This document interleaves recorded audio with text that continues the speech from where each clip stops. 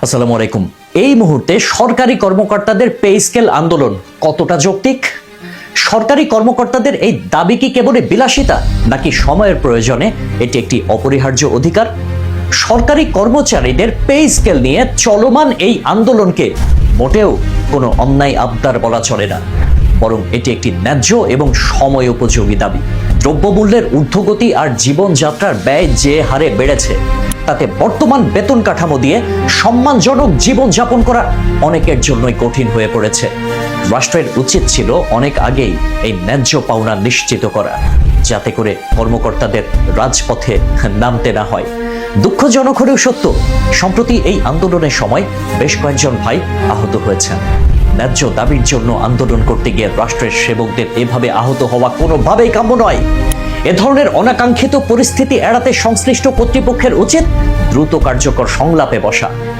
দমন পীড়নের চেয়ে আলোচনার মাধ্যমেই এই সমস্যার টেকসই সমাধান সম্ভব। অনেকে মনে করেন বেতন বাড়লে কেবল রাষ্ট্রের খরচ বাড়বে, কিন্তু মুদ্রার উল্টো পিঠ বলছে ভিন্ন কথা। সরকারি চাকরিজীবীদের ন্যায্য বেতন ভাতা নিশ্চিত করা হলে তার ইতিবাচক প্রভাব পড়বে খোদ রাষ্ট্রের সেবার মানেই। বাস্তব কথা হলো, পেটের ক্ষুধা আর পরিবারের মৌলিক চাহিদা উপেক্ষা করে কেবল আদর্শের বলি আওড়ানো কঠিন। বেতন যদি সম্মানজনক হয়, তাহলে ঘুষ বা দুর্নীতির প্রবণতা অনেকটাই কমে আসবে। আর্থিক নিরাপত্তা থাকলে একজন কর্মকর্তা পূর্ণ মনোযোগ দিয়ে কাজ করতে পারেন, যা শেষ পর্যন্ত সাধারণ মানুষের ভোগান্তি কমাবে এবং সরকারি সেবার মান বাড়াবে। পে স্কেল নিয়ে সাধারণ মানুষের একটি বড় প্রশ্ন হলো, সরকারি কর্মকর্তাদের বেতন বাড়লে বেসরকারি খাতের কি হবে?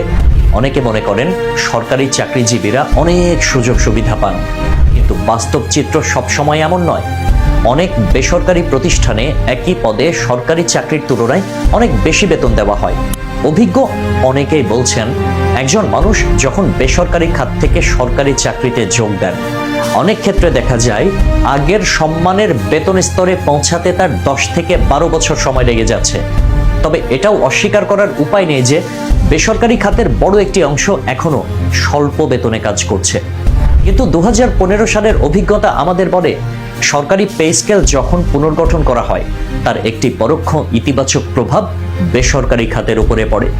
এটি একটি চেইন রিঅ্যাকশনের মতো কাজ করে, যা সামগ্রিকভাবে দেশের শ্রম বাজারের মান উন্নত করে। সরকারি কর্মকর্তাদের এই আন্দোলন কেবল নিজেদের পকেট ভারী করার লড়াই নয়, এটি মূলত জীবনযাত্রার মান রক্ষার লড়াই। রাষ্ট্র যদি তার কর্মীদের সচ্ছলভাবে চলার নিশ্চয়তা দিতে পারে, তবেই কর্মীদের কাছ থেকে শতভাগ স্বচ্ছতা ও দায়বদ্ধতা আশা করা যায়।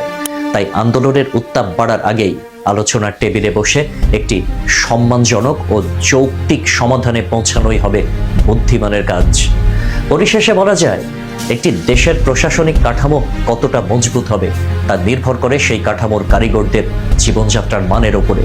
সরকারি কর্মকর্তাদের এই দাবি কেবল অঙ্কের